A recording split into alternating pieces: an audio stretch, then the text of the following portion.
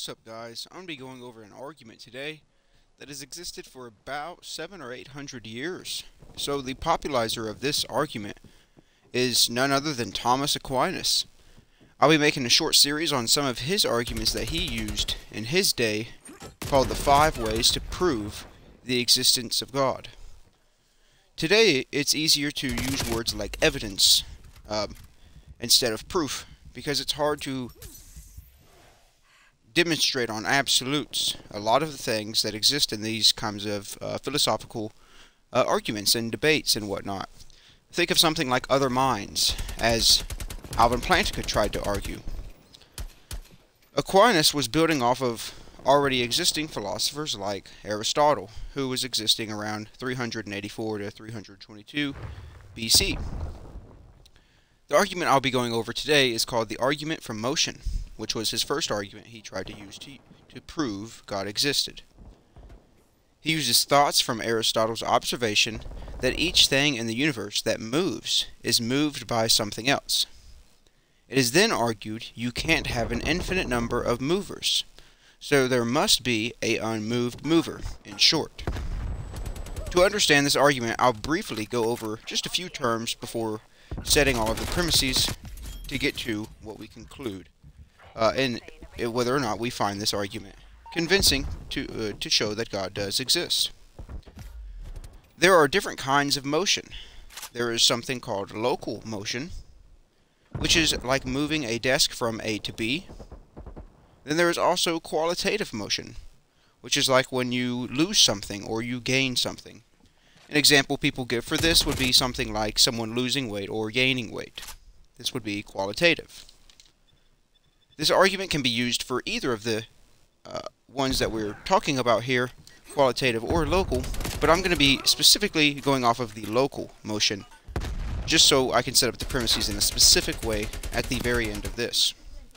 When thinking of a desk, the desk can be moved from the store into a car, from my car or a car to a house, and from a house to a specific room in a specific house, right? Motion is the actualization of potential. I had the potential to move the desk each time for these specific scenarios given, and it became actualized, meaning it happened in reality, which is another term used in these types of topics.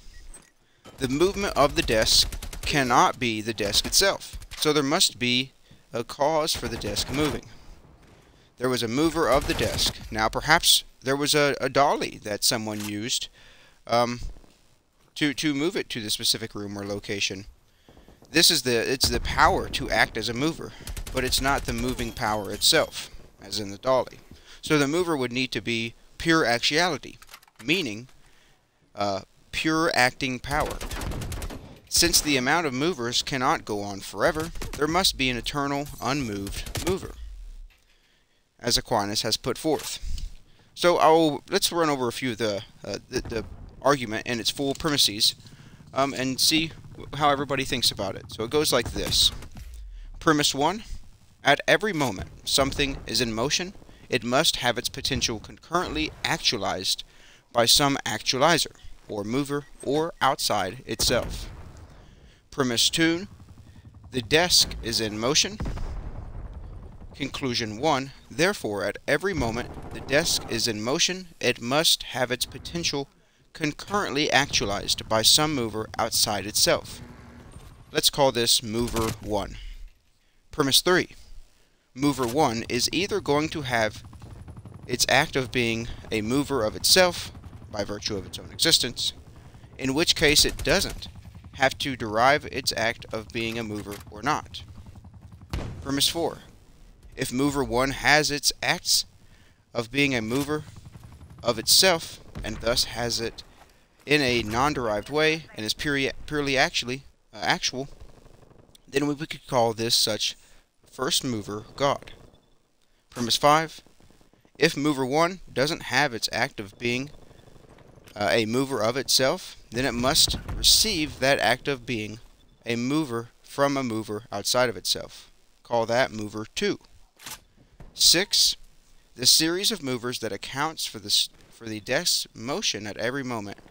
The desk is in motion either has a mover such as, or such that it is, its act of being a mover by virtue of its own essence, or not. Premise 7. It can't be that every mover in the series of movers that accounts for the stone's motion at every moment, its in motion, is such that it doesn't have its act of being mover by virtue of its own essence. Therefore, this will be conclusion 2, therefore, there must exist at least one mover in the series of movers that accounts for the desk's motion at every moment it's in motion, that has its act of being a mover of itself.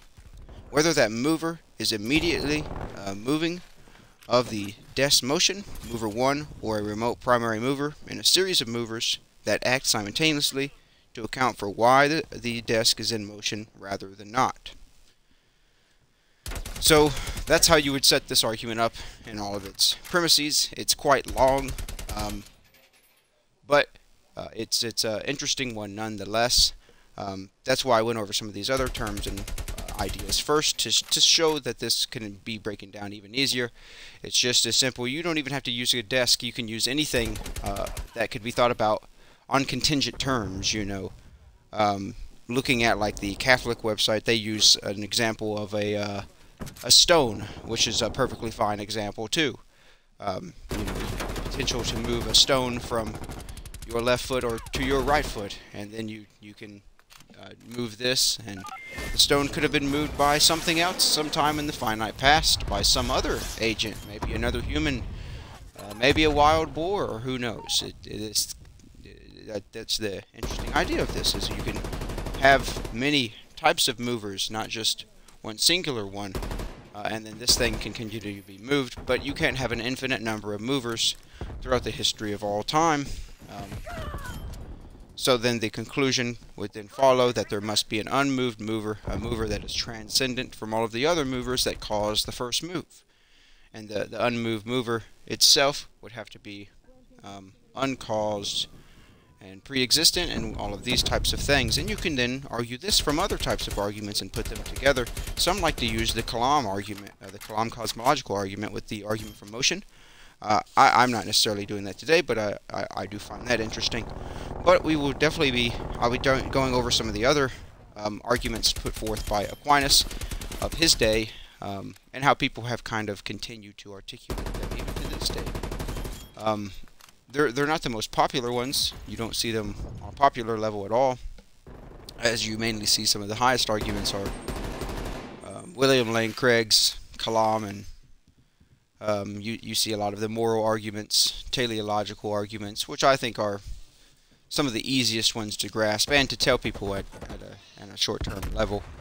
But these other arguments do exist, and they're interesting to look at, to kind of come about and give even more intuition to belief in a God.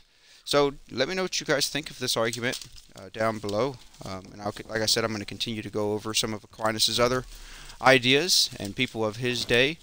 I might even do a short mini-series on Aristotle also.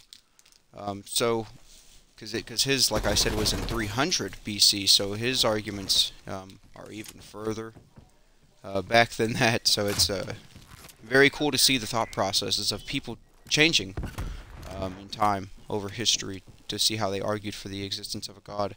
Because you have the skeptics that will attempt to try to say that the belief in a God is just merely or just by faith alone, which is just not a reasonable conclusion that was come to by hardly anybody in history trying to argue for these types of things. But let me know what you guys think of this argument down below, whether or not you find it convincing or good. And thanks for watching.